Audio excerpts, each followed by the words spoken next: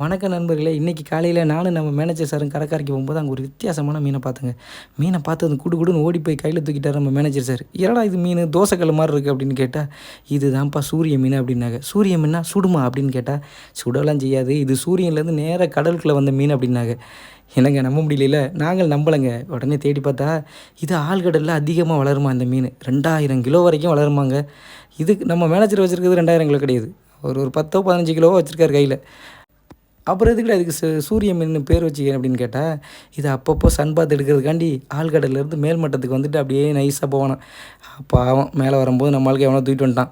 அதனால் இது சாப்பிட்றதுக்கோ இல்லை எதுக்குமே இந்த மீன் யூஸ் ஆகாது. அதனால் தேவையில்லை. மேனேஜர் சார் வச்சுருங்க, நமக்கு அது வேண்டாம். நம்ம வேறு வேலையை பார்ப்போம்.